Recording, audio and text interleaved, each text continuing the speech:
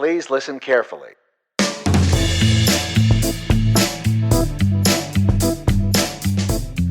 Welcome to the Extra Buttery Podcast. This show is brought to you by Kinetoscope.ca, a site about movies and TV. What are you going to hear on Extra Buttery? You'll hear mini reviews, arguments, discussions, maybe some trivia, and maybe some special guests. More importantly, we'd like to hear what you'd like to get out of Extra Buttery. So be sure to hop into the comments and tell us what you think about the show and what you'd like us to cover.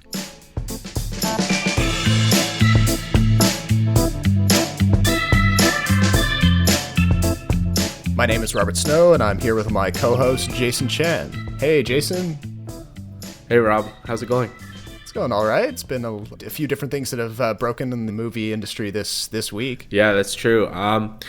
The first thing I want to get started on, though, is that David Goyer has been hired by Warner Brothers to do the new Green Lantern movie. Oh my God. I don't understand. Like, this guy hasn't done anything well since The Dark Knight, and that was probably mostly because of Jonathan and Christopher Nolan. The stuff he's produced recently just hasn't been very good. It bugs me that even though DC's made a mess of their movies, that they keep rehiring the same guys. Isn't this the definition of insanity? Where, like, you keep doing the same thing over and over and over again and hope for a different result? Like, at this point, I think we've already realized that DC really needs a big hit in a big way because Marvel's kicking its butt. Yeah, pretty much. And when you just read the plot synopsis of this movie that they're pitching, and they're using the working title Green Lantern Corps, and they're calling it like Lethal Weapon in Space, which, you know, on paper sounds great. If they never ever visit Earth at all during the movie, that could kind of be cool. You know, you would see all the Green Lanterns flying around, solving interplanetary cases, and I guess there would be some larger villain that they have to take on. But to your point, like, if it's David Goyer who's doing it, and assumedly other guys from the current DC Brain Trust, then it's highly likely that something stupid is going to happen during pre-production. You know, it's going to end up feeling a lot like the other DC extended universe movies that we've already got. I don't mind the fact that they're going for a buddy cop genre. It lends itself pretty well to Green Lantern. The thing is, they can't make Hal Jordan the main character. So maybe they have a story about, you know, the Green Lantern Corps. They're trying to find a new Green Lantern, and Hal Jordan is like the subject of, kind of like Saving Private Ryan, how Private Ryan's not the main character. So maybe in Green Lantern you have Sinestro, you have Kilowog, and them as the main characters, and their job is to find a human replacement for Abin Sur as a Green Lantern, and they go into all sorts of misadventures, or like Hal Jordan maybe like becomes a new Green Lantern, and then his partner, I guess, maybe it'd be another human Green Lantern, I don't know. And then they kind of team up and they kind of go through these misadventures. So there's some potential there. I just don't trust David Goyer to do the right thing. Yeah. I mean, and maybe, like, have you been following David Goyer for a while? And what has he worked on since The Dark Knight? I think that's an important thing to explore. Well, he has a hand in all the Marvel movies. Or, sorry, not Marvel movies.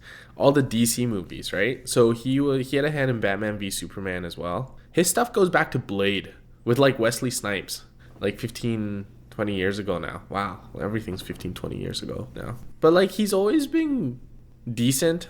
But when he has to write a big movie like this, where there's a lot of moving parts and it has to be engaging, I don't know if he has done that well. Look back at Blade, I don't think the plot was, you know, the most intriguing part of the film, you know? Yeah. And I think, I mean, DC could learn a whole lot from the way Marvel, you know, they do have a core team of people who try to keep the whole franchise on the rails, but they go and they hire different directors, usually like indie guys who have only, you know, made one or two movies, and give them a big break. And I think if DC took a similar kind of approach, they would put a lot more freshness into it, as long as, you know, the studio doesn't come in afterwards and say, oh, well, we're just going to pull this all apart and put it together in some sort of, you know, a shape that represents what we think this movie should be. Yeah, I think fundamentally maybe Marvel and DC just chooses their directors differently. I don't know, I have no idea what the process is, but it seems like DC just goes out there and grabs like the new big name. And then so far they've had Zack Snyder and Snyder. Who did? Oh, David Ayer. Oh yeah, true. Yeah. Yeah. So they had Zack Snyder and David Ayer, who were like two pretty well-known names at that point. But if you go back to Marvel, other than Joss Whedon, who's not a director by trade originally, they've gone with directors that really no one before had ever really heard of. And when you're talking about studio clashes, I wonder if Marvel deliberately goes after directors that don't have a lot of experience, maybe a bit more willing to listen to what the studios want. Yeah, that's possible. But I mean, that's just me spitballing. I have no idea what goes on. But DC really needs, I think, a breath of fresh air. They really need a hit. And the initial buzz coming out of Wonder Woman so far, just based on internet rumors and whatnot, is that it's not very good. Maybe Justice League can turn it around. At least hopefully it's a respectable, watchable movie. But man, if they have another two misses, and then they have The Flash and Aquaman coming up, no one's going to watch those movies. And the Green Lantern too, right? As we just said. Yeah. Again, it is Zack Snyder who's doing Justice League, so take that for what you will. I mean, I doubt that he can really break out of his style. He's pretty locked into it, despite what some people in the business have been saying is like a deliberate attempt to make Justice League funnier. I don't know if that's true.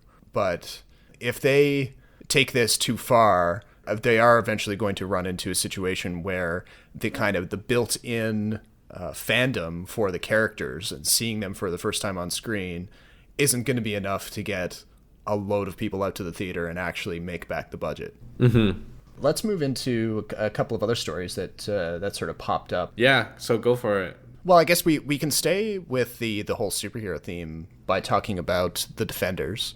I would say that in some ways I've enjoyed the Netflix Marvel shows a lot more than some of the movies. They have the best villains out of anything in the whole Marvel Connected Universe, mostly because they actually have the time to develop them over the space of a couple of episodes. So now they've got, 3 series that they've got at least one season out of so far. They've got Daredevil's gone to 2 seasons, Jessica Jones has been to 1, Luke Cage has just finished its first one, and Iron Fist is going to be next. Does that premiere in the next month or two? I can't remember, but quite soon. But 100% I agree the TV shows are way, way better than the movies. I don't think much of the movies to begin with, but you're totally right. On TV, you can flesh out characters a lot more, like over 10 hours or whatever it is. You do get more complete, complex characters. The problem is that sometimes there's just not enough source material or not enough material period to stretch it out. So that's how Jessica Jones kind of lost me, because by the middle of the series, I had just gotten too bored. Yeah. That sort of happened in Luke Cage, too, where they do such a good job of introducing the character of Cottonmouth, played by Mahershala Ali. Then they decide to go in a completely different direction about halfway through and switch up who the top villain is. And I'm saying that in a very deliberate way for people who haven't finished Luke Cage and don't want to be spoiled. So yeah, there's a bit of difficulty there where they haven't quite figured out how to make a villain last through the entire season and build to a big showdown at the end. Wilson Fisk at the end of Daredevil season 1 was probably better handled in that way, because they really build up him as a villain through the whole first season, and they wait until the finale of season 1 of Daredevil to conclude that arc. I was gonna say Wilson Fisk is by far the best villain on any of the Netflix Marvel series so far. David Tennant was really good as the Purple Man, but it kind of falls apart because I didn't think the series was as strong as Daredevil. And Luke Cage, you're right. There seemed to be 2 distinct villains in that first season. Yep. So it probably just means that they had to have some sort of plot twist in the middle, or they really couldn't flesh out the character over 10 episodes and they really needed to get something done. Yeah. Yeah. But 3 for 3 is really good. So, Iron Fist so far, I haven't heard or read anything yet. But there's a lot of reason to believe that it's going to be very good as well. Yeah. And I can't wait for Defenders. I can't wait for all of them to team up. Kind of like how the Avengers was for Marvel fans. Exactly. They couldn't wait to see everyone on the screen at the same time. The problem with the Defenders is that they can't fall into the same trap as a big budget movie and have all these hero shots, big action sequences. Because then I would feel that it strays too far from the tone that Netflix has set for their universe. Yeah, which is exactly why, this week people started talking a bit more about the Defenders because they got the heroes from the 4 shows together, and they started doing some glitzy promo shots, and I think there's going to be a splashy cover story in Entertainment Magazine or something. And so it's on people's minds now, especially with Iron Fist due to come out. But then there's actually an interview, I can't remember if it was with the showrunner of the Defenders or if it was someone more central to the whole Netflix Marvel thing, but they were talking about how important it was to them to do exactly what you were saying and avoid the Marvel hero shots and playing up the coolness factor of having all these people on screen together, I think. Well, that's settled then. Netflix, hire me. Yeah, exactly. Because they deliberately talk about the fact that they want the heroes to kind of, when they meet up, because we know that they will, if they meet up in the same room, they'll all be kind of like, hey, who are you? What's going on? I don't really like you. Let's get through this and go our separate ways and never talk to each other again. So there's that dynamic there is really interesting to me, and I think it's just more proof of how well the Netflix Marvel thing is working out. Yeah, and I mean, spending big money on marketing is one thing. The only thing is you don't want to mismarket the show. Do you know what I mean? Oh, like make people think that they're getting a small screen Avengers and then deliver something like more low key. Yes, because I feel like that happens quite often actually, and it turns people off. It turns me off. Yeah, there's it's a question of like what sort of expectations you set up, but to Netflix's credit, they don't over promote in the way that Marvel does. Like I feel like they've only put out maybe a couple of small spots for Iron Fist so far. There hasn't been a full length trailer as far as I know. Right. They're probably not going to drop one until closer to this show actually coming out. That's true. They're going with a less is more approach, it seems, for all the shows they've done so far. Right. So let's talk about Star Wars real quick and how Disney is renegotiating only like 2 or 3 weeks after Carrie Fisher died. Now, there's a lot of speculation going around about this because obviously none of the people yelling about it on the internet are actually in the room between Carrie Fisher's estate and Disney, so we don't totally know what they're talking about. Some people have said that they're trying to convince Carrie Fisher's estate to let them use a digital recreation of her in episode 9. Wait, she's already done all her scenes for episode 8? Yeah. She was finished filming on episode 8, which puts Disney in a weird position for episode 9, because if she's in episode 8 more than she was in The Force Awakens, then right, she's supposed to have a big role. Yeah, if she has a big role and then suddenly she's not around to fill out that role in episode 9 or lead out of it, then Disney's in a weird spot and they could end up having to write a script with her in it, like only mentioned offhandedly, and then sometimes that can be tricky because it's hard to ignore when a big character suddenly disappears. I can't believe the post-production is that long. People are like, are they going to have a totally digital Leia all through episode 9? Are they, there's going to be a lot of that? Is there only going to be a few scenes? Or are these discussions between the estate and Disney just a lot more basic, and they're all only talking about dumb legal things to do with using Carrie Fisher's image in marketing? So yeah, but it feeds that discussion, right? Because this whole business of using a younger version of her alongside Peter Cushing's image in Rogue One, people are worried that it's a new frontier for movie making. We could be seeing a lot more dead actors be resurrected. But this has been going on for a while. There was the Tupac 3D laser show or concert a while back, right? Yeah. There's been controversies about that all the time. It's just that, I hate to say it, but the CGI Leia in Rogue One didn't impress me. In fact, it kind of freaked me out. And if Carrie Fisher played a big role in should have played a big role in episode 9, I really wonder how you can pull that off.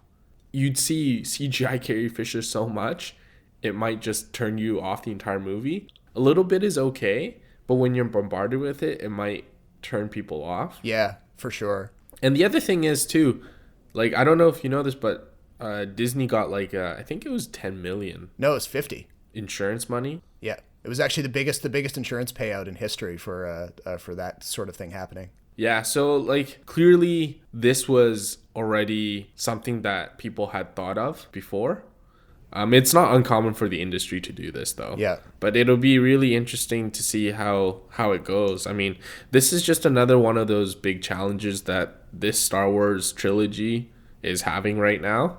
Yeah, it has the sort of situation of being made in the time that in the current time when these tools are available to them. And but it is kind of fascinating too, because the tools open up all of these ethical or moral discussions that perhaps the technology that was used in the original trilogy, it couldn't spark those discussions because it was more about bringing the world to life. But now we've got this whole other dimension to it. Mm-hmm. But I mean, what role did you think Leia would have played or was playing? Was she the one that ushers in like the new Jedi Order or something? Or is she like there to reveal a lot about the past through exposition? Or like is she like a central figure in Kylo Ren turning back to the light side or something? Yeah, it could be any of those things. I mean, they're going to want to have scenes like reunion scenes between her and Luke. They're definitely going to want to develop that whole side of Kylo Ren killing Han Solo. So there's going to be a reckoning there between him and his mother at some point. Do you think they would ever recast Carrie Fisher in the role? Mm-hmm. I don't think so. Not with this technology now that they have at their disposal. I mean, granted, it is really expensive, and they have to work pretty hard to find an actor with like similar facial structure and voice and all that. But no, I don't. But if a movie is good enough, I think people forgive that. Like when Maggie Gyllenhaal replaced Katie Holmes. Like, obviously, this is Star Wars and Batman. They're not quite in the same universe. Yeah. But it can be done, and I wonder if that is a better alternative than having CGI Carrie Fisher. Yeah, that's a tricky question. I don't know how I'd feel about it. I mean, I would totally understand if they recast Leia, and I wouldn't fault them for doing so. Like, this was none of their fault, right? No, of course not. And so if you can suspend your disbelief for a while and like forget the fact that it's not Carrie Fisher on the screen and just totally buy into the story that they're trying to tell, I think, why not? Like, does it have to be a CGI Carrie Fisher for the story to work? I don't think so. Yeah, it's complicated. It really gets to the root of how an individual person reacts to a movie. You know, it's so individual to the person. And I have to admit, like, I'm not a fan service guy. So if it's not Carrie Fisher on the screen, I'm not gonna like tear my hair out. Yeah, but you'd prefer the practical having a real person on screen as opposed to the digital. Yeah, because in my mind, the digital isn't nearly as good as having a practical thing. So for me, that's something I would really consider. I don't know if Disney would ever consider that, or maybe they're really, really, really adamant that Carrie Fisher be in it some way, somehow. Yeah. It comes down to the length of the shots and how many of them are in the movie. Right, but if she's playing as big a role as they've hinted, then I don't know if I'm really okay with seeing like 20 minutes of CGI Leia. Yeah, if it's 20 minutes or something like that, or if she plays a really important role in Episode 9 and it goes on for that length, then I think I would probably also prefer a recasting myself, because that technology isn't moving fast enough to be convincing for scenes of that length. And we will never get there, I think.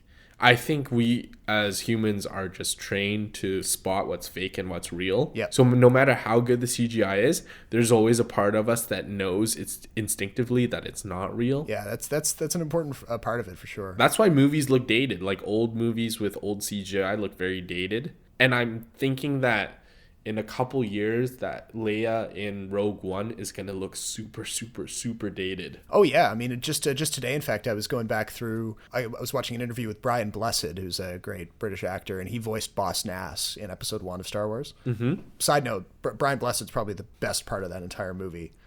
Because he's such a fantastic actor. Boss Nass? Well, no, Brian Blessed as a voice, like. Oh, okay. The character I could care less about, but I just love Brian Blessed. He tells the best stories. He's also like a mountaineer, and he has this menagerie of animals at his house in England.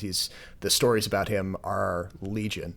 They were playing clips from his scenes as Boss Nass during the interview, and I was really hit by like, man, it's been 17 years, but the CGI there is just, it looks horrible now. And what is it going to look like in another 15 years? I mean, when we go back and watch Rogue One in 15 years, we'll probably be thinking to ourselves, ugh.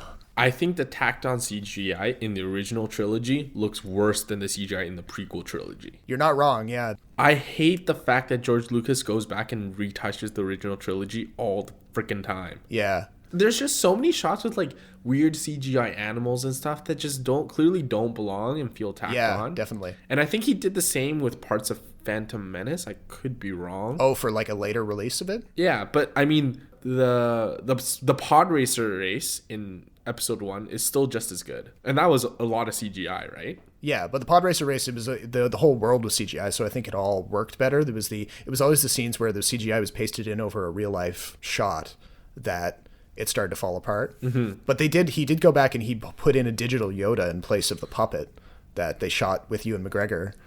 Because they were trying to go for like consistency. They wanted to make sure that the Yoda that appears in episodes 2 and 3 was consistent with the one in episode 1. But I remember when he redid episode 4 for the Blu-ray, he decided that shot of R2 sitting in the little cave when Obi-Wan shows up for the first time, all of a sudden there had to be a digital rock added in front of R2 because apparently he was trying to sell the idea that R2 was properly hidden in the cave from the Tusken Raiders. That is so stupid. But once you see it, and if you're familiar at all with the earlier cuts of the movie, it sticks out like a sore thumb. I mean, it doesn't work. He does a lot of things that are questionable. Yeah, he does. You could probably have an entire season of podcasts about George Lucas as a filmmaker. The one CGI thing, though, was Attack of the Clones, the whole CGI battle in Geonosis. Oh, yeah. I think it was Geonosis, right? Yeah, that was the name of the planet, yeah. Yeah. So that part looks super fake now. Video games look better than that. Oh, no. Yeah, you're probably right. Attack of the Clones remains the worst thing about Star Wars. It's too bad because that is like the crucial point of Anakin's life. That is the part where he really explore his training and his ambitions as a Jedi Knight because it plants the seeds for Revenge of the Sith. Or it was supposed to. Yeah, that's true. I mean, he loses his hand. He gets Amidala to admit that she's in love with him. Yeah, so the whole love story is central to the Skywalker story, right? Yeah. Like if you break it down, Star Wars is just this big, gigantic, romantic drama, love drama that's gone wrong. Yeah. It's always been more accurate to call it a space opera than like a sci-fi. It is a space opera. Yeah, it's totally a space opera. So does that mean that Hayden Christensen's like his awkwardly wooden scenes of like, no, I'm so in love with you, and that's like somehow that's elevated by the fact that he's in an opera? I didn't hate him. It's just that George Lucas is really bad at writing and directing dialogue. I honestly don't think Hayden Christensen... I think he gets more flack than necessary because I honestly didn't think he had much to work with. And he obviously wasn't an actor who could make a lot out of nothing. Because if you look back, Natalie Portman was just as bad. Yeah, I mean, they were both held back by a really terrible script. Yeah. I mean, I'll grant them that. I do hate on Hayden Christensen more than's probably fair. But I think what motivates me more in that is the work that he's done after Star Wars, because he's shown in a few of the things I've seen him in after Star Wars that he really is that wooden in his other roles. So who's more wooden, him or Keanu Reeves? But is Keanu Reeves' woodenness charming? No, because sometimes he does really come across like a idiot. But in John Wick, he's wooden because he's just so weighed down by his actions. I think Reeves is way more brooding. And brooding, I think, fits certain characters more. Like Tom Hardy made a career out of brooding. Yeah. Hayden Christensen doesn't have that brood factor, but he does. Well, he ends up feeling more mopey than brooding. That and creepy. I think he plays a very good creepy character. I think he'd be perfect as a villain in some sort of like psychological thriller. Yeah, actually, I mean, I would... If I could talk to him face to face, I'd probably make that recommendation to him. I don't know if he's ever considered it, but if he started playing like sniveling villain characters or even like second in command to villain characters, somebody who commits some sort of unspeakable thing and then has a weird kind of teenage smirk on his face while he does it, I mean, he could probably pull that off. Yeah, he's not a handsome leading guy type actor. Going back to the buddy cop genre, a movie I recently rewatched, and I haven't in a long time, was Rush Hour. The original Rush Hour with Brett Ratner, with Jackie Chan and Chris Tucker, who I don't think has done anything significant since. What did he pop up in last year? He was in something. Does he need paychecks? He was in Silver Linings Playbook. Right, he had a really small role in that. Yeah, a small role there. And what was he? I know he was in something last year. Time to go to IMDb. The royalties for Rush Hour probably ran out. Yeah, I think he became a born-again Christian, so Did he? there was all this stuff happening in the background, and that probably distracted from his career a bit. Oh, well, now I feel bad for saying that stuff. Thanks, Rob. But anyway, like, I'm a big fan of buddy cop movies and cop movies in general, because having grown up in Asia for a bit, that was all I could get on TV most of the time.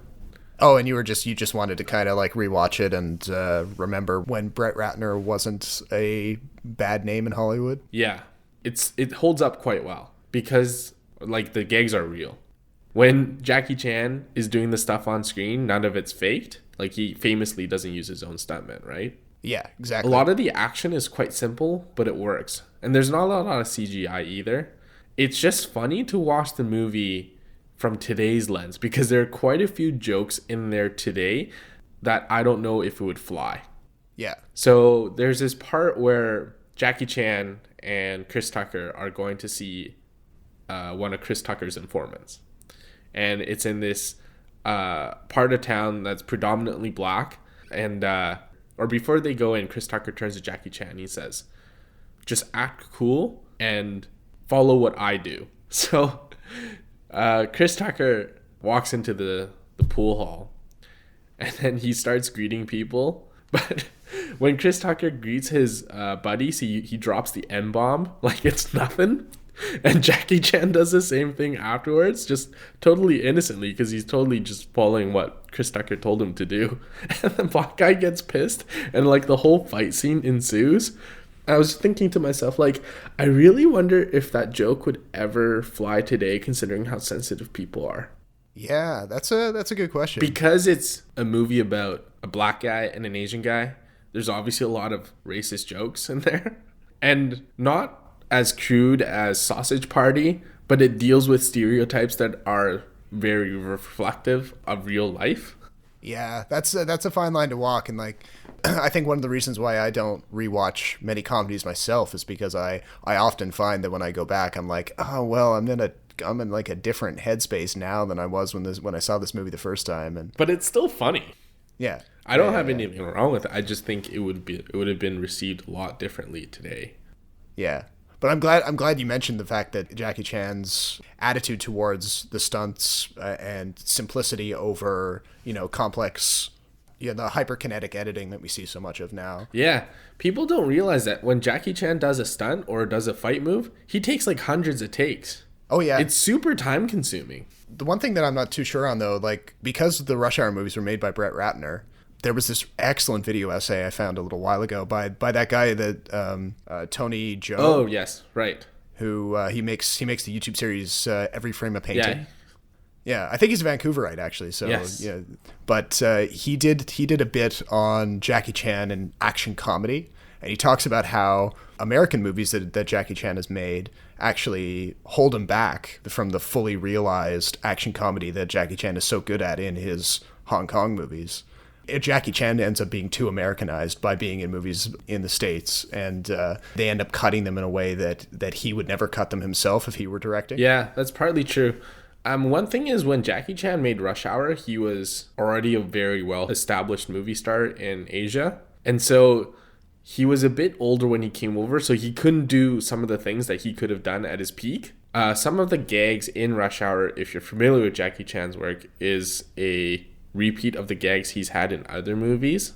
Oh, like Police Story? Yeah, in Police Story, in other films, Mr. Nice Guy, Rumble in the Bronx. The thing with the American audience thing is, though, if you remember back when Rush Hour was first started, it was because Brett Ratner, I think it was Brett Ratner, had gone to Asia and seen a Jackie Chan film and was totally impressed by it, because there's nothing equivalent in American cinema. Right. And so his idea was to just take this genre, this style that Jackie Chan had popularized, and bring it over to America. And Rush Hour was significant because it was the first film where Jackie Chan didn't have his lines dubbed over. Oh, So this was his first American film where he actually speaks English. interesting. Okay. And in all the other films, I don't even know if they were released prior or after, but they were definitely made before, like Rumble in the Bronx and all the other movies he's done before. All his lines were dubbed. Legend of Drunken Master, all his lines were dubbed in the English releases. Yeah, okay. Yeah, so it's interesting you say that it's catered toward American audience because it totally is. Yeah. I don't know why they think that American audiences can't appreciate or don't understand other types of filmmaking. Yeah, it's strange like that. I mean, I highly recommend that video essay because it does get in pretty deep on the differences, certainly in the way it's cut. Trying to show as much of the action as possible and not trying to cheat by cutting really rapidly. It actually draws you deeper into the fight and makes you feel it in a way that American editing has distanced itself from, at least for like these bigger studio pictures. Yeah, and if I had to pick, I'd pick the Jackie Chan style over all the frenetic, kinetic stuff. Oh yeah. I was watching Civil War again, and I had forgotten how many cuts each action sequence had, and it was dizzying. It was awful. Yep. I couldn't focus on one thing, and half the time I had no idea what was going on. Yeah, and there's like there are some scenes in the recent Marvel films that are actually well edited. Like there's a there's a fight scene with Captain America in the beginning of Winter Soldier that really stood out for me because it was almost an example of the current trend with hyperkinetic editing, but kind of pulled back from the brink and kept in check. Which fight scene was that? I think it was the opening scene where he's having the fight on the boat. And there was something about his like hand-to-hand combat using the shield. That all came together really well. Yeah, I remember. But then, of course, when they can't always do that sort of thing with the type of battle that you see at the airport in Germany in Civil War, because there's so many characters on screen. They have so many different powers. There's so much going on. Yeah, too much. Even the hand-to-hand combat. There's too much going on. Oh, and in case you were wondering, while we were talking about Jackie Chan and Americanized action, I did look up Chris Tucker's filmography. And he made Rush Hour in 98, Rush Hour 2 3 years later in 2001. He popped up in a video short for Michael Jackson. Right, and that was because he did a dance in Rush Hour. Yeah. He did a Michael Jackson dance in Rush Hour. Then he didn't do anything for 6 years until Rush Hour 3. Yes. Took another 5 years off and popped up in 2012 in Silver Linings Playbook. Uh-huh. And the only other thing that he's done, it was four years later, which was last year, and popped up as like a talent agent in Billy Lynn's Long Halftime Walk, that 120 FPS movie that I was telling you about. So yeah, his career has been pretty spotty, and I think there is some sort of personal background there that I don't fully remember. There's a reason why he's been keeping away from theaters. Do you also think that maybe it's because he doesn't want to do films, or that he may be difficult to work with because he improvs all his lines? It could be. Yeah, I don't know. I'd have to read up on what the reason was behind him leaving. Yeah. The biggest surprise for me in Rush Hour was seeing John Hawkes. Do you remember him? Is that the character actor guy who pops up in like indie movies now, and he's kind of skinny and kind of angular features and longish hair? Yeah. So he's in a lot of random movies. He's in Miami Vice too. His big breakout, I think, was in Winter's Bone with Jennifer Lawrence. He plays her uncle, I think. I'm pretty sure he got nominated for that. He plays a guy named Teardrop. Oh yeah. But anyway, he's in a bit role in Rush Hour. Okay. And he plays one of Chris Tucker's other informants. And because the whole scene was improvised, there's a lot of dialogue in there that doesn't seem to make any sense. And so I wonder if maybe Chris Tucker is just, or he only works in certain environments, and if he can't improvise, he won't do it. Huh. Okay. I'm just guessing here. I have no idea. Yeah. But anyway, you see John Hawkes in there. It was really funny and surprising. I do like John Hawkes. Like he's popped up in a few smaller films that I saw last year. Yep. He was in Martha, Marcy, May, Marlene. Yes, he was good in that. Although he did this movie, I think it was 2015. I didn't see it until a few months ago. Weirdly enough, it's a prequel or shared universe movie to Jackie Brown. Like Quentin Tarantino's Jackie Brown? Yeah. The movie's called Life of Crime. I forget the director. And he's in it it's John Hawkes and Mos Def. Nice. I like Mos Def. And Jennifer Aniston. Nice. I like her. And Tim Robbins. I don't know how I feel about him. He is a one-hit wonder after Shawshank.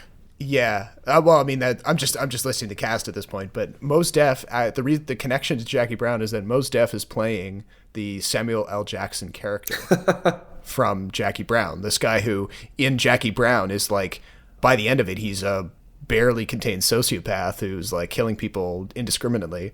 Whereas in this movie, it's supposed to take place a number of years beforehand, and Mos Def plays him a lot more chill. He plays him like you would expect Mos Def to play a character. Did Quentin Tarantino okay this? I don't know, because of the issues that the character played by Samuel L. Jackson in Jackie Brown is a recurring character in the novels by the source writer. Oh, okay. So all they did is they just took a book that also had the character in it and adapted it for this movie, Life of Crime. Okay. Problem was, the movie itself, Life of Crime, is not that great. It's very listless. It's not in a hurry to get anywhere. It's kind of like whatever, which is a shame because of all the people involved and the weird connection to Jackie Brown. I kind of wanted it to be better. Right. And speaking of productions with highly connected people that ended up being disappointed, you saw Live by Night recently. I did. I saw it a couple of days ago, and I'd be lying if I said that I kept myself completely immune from from all of the critical consensus about it that's built up over the past week, because I knew going in that it was sitting at about 30% on Rotten Tomatoes. But I still crossed my fingers, and I hoped that maybe there were some redeeming qualities there. Ben Affleck has done better than most actors turned directors with his debut Gone Baby Gone, and then The Town was pretty good. Argo was also pretty good, even though it had some detractors here in Canada for its downplaying of the Canadian side of that story. Yeah, see, we're not always polite. Yeah.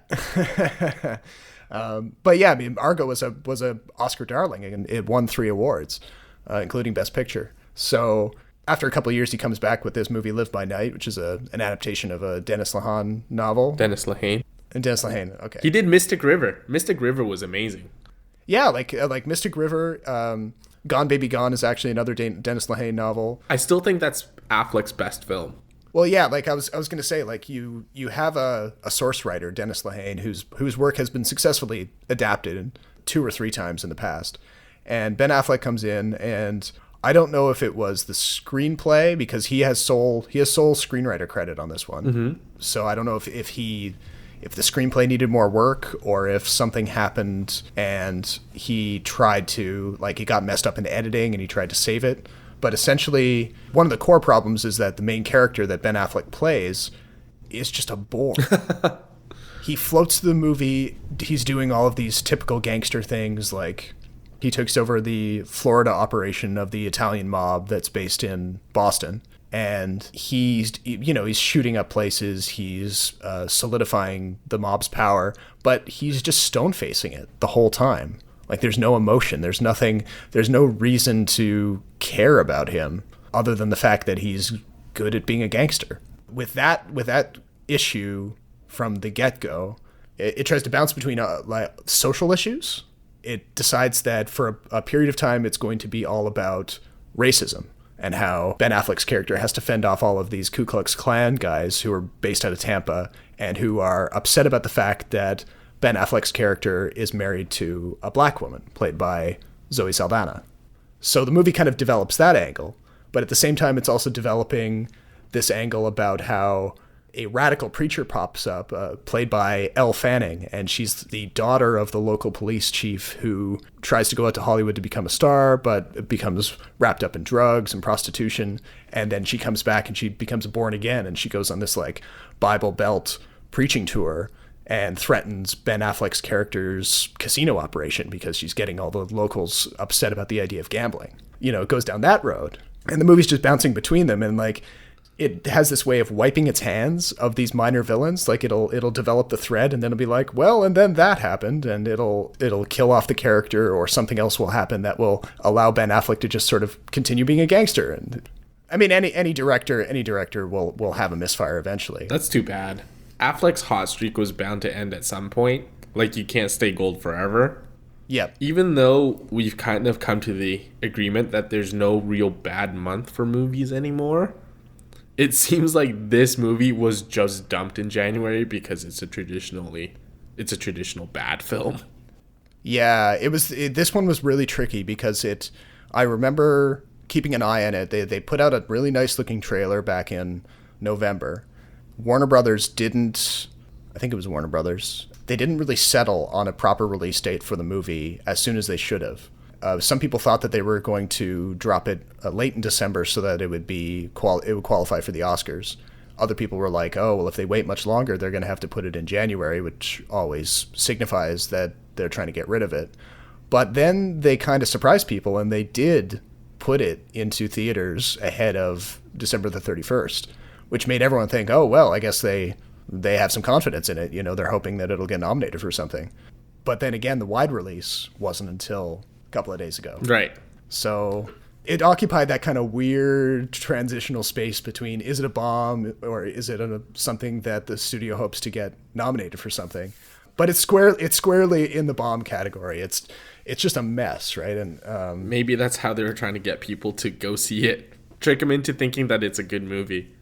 Yeah, who knows? I mean, like, that could very well be the secret strategy there. If they know that Ben Affleck, you know, and his team, they won Best Picture in 2013 for Argo, and the movie is stacked with like a great cast. I mean, not only Zoe Saldana, but they've got Chris Cooper in there as the police chief. They've got Elle Fanning, whose career is on the rise. Sienna Miller is in there as a love interest for a period of time. So it's one of those movies that has no shortage of good talent, but the execution is just all over the place. The funny thing is, I don't think Zoe Saldana's made a hit movie unless she's like caked in makeup or it's a sci-fi adventure. It's so funny how like she has very good success in certain genres, but not in others. I always found that kind of interesting.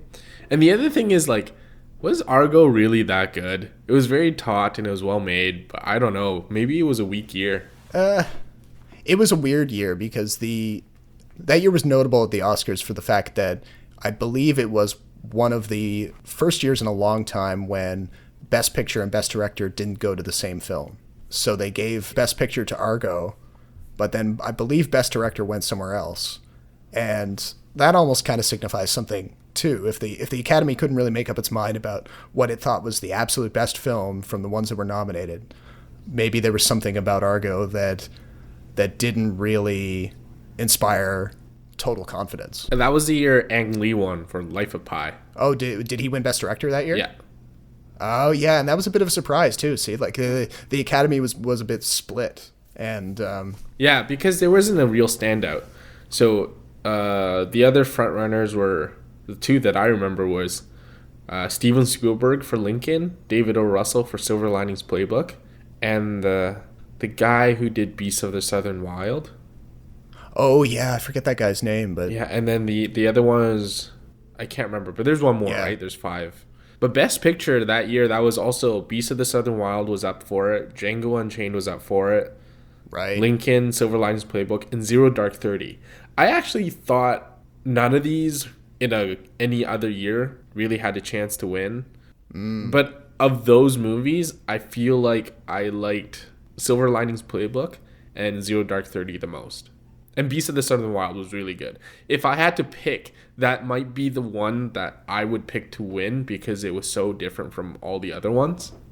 Yeah, I would agree with that. I mean, in the spirit of trying to encourage different material, Beast of the Southern Wild would have probably been a stronger choice. I think in the case of Argo 2, the Academy kind of fell into that trap that it often does, where Hollywood is presented as having this important role in Argo in helping solve the central conflict and get these people out of Iran. And that the movie's way of kind of celebrating this impact that Hollywood had outside of its usual entertainment role probably made the Academy members feel kind of good about themselves. Mm-hmm. There's a bit of self-interested kind of behavior there that I think you need to take into account when you're considering that year's winners. And this was also the year Anne Hathaway won over Amy Adams for Best Supporting Actress. Oh, did she? Yes. that was a weird ceremony. Anne Hathaway's speech was kind of weird, if I remember correctly. Yeah. She like started crying on stage or something like that. Yeah. But yeah, that was generally speaking not a good year. That was in like the early 2010s where there weren't a lot of movies that I really liked. Oh, really? Like you were just kind of cool to some of the buzz that was going around? Yeah, so like mid to late 2000s, I think there were a lot of films in there that I really, really loved. But from 2010 onwards, I felt like the number of movies I like kind of fell off a cliff. Okay. Yeah, that might have been when we started getting a lot of sequels, and that might have been why. Yeah. I mean, for me, I'll almost always find a handful of things that I really like from a given year. Right, but in some years are stronger than others, though, right? Yeah. I'm trying to think back to the past couple of years. Like, are you talking about a weak year or a strong year? I don't know. There's nothing really jumps out at me. Well, you wouldn't remember because it was a weak year, right? Yeah, I'm trying to think back to like some year that really jumped out at me as being weaker than others. But suffice it to say though that Live by Night is not going to be getting any Oscars. Ben Affleck, I think he'd be lucky to get a couple of nominations for like costume design or something. But I'm just disappointed that we've missed the mark on another period gangster drama. Because remember we went to see that Tom Hardy movie, Lawless, yes, Yeah. which should have been The Wettest Country in Madison County, which would have been a way nicer title. But Lawless had good things going for it, but again, like, it wasn't as epic, it wasn't as good as I thought it'd be. well, there's so much like visceral entertainment to be had in the period gangster film. They always look nice, yeah. They always look nice. Like it's people dressed well. There can be moments of really impressive tension when there's a meeting happening and then all of a sudden a bunch of guys in long overcoats with the peaked hats burst in with Tommy guns and start blowing people away. Like there's an old fashioned power there that goes back to some of the earliest movies because when movies got started, gangster films were some of the first things being made because a lot of those guys were still kicking around in real life. But then in something like Live by Night, it's almost like Ben Affleck, he tried to do a callback to all of those great things that we love about period gangster movies. He's got the Tommy guns, he's got the great fashion, he's got the beautiful sets, but by trying to layer in all those weird social critiques, he tries to update the genre for 2016, and it didn't go anywhere. It ended up being a whole lot of nothing. That's too bad. But looking forward for the next little while, what do you plan on watching?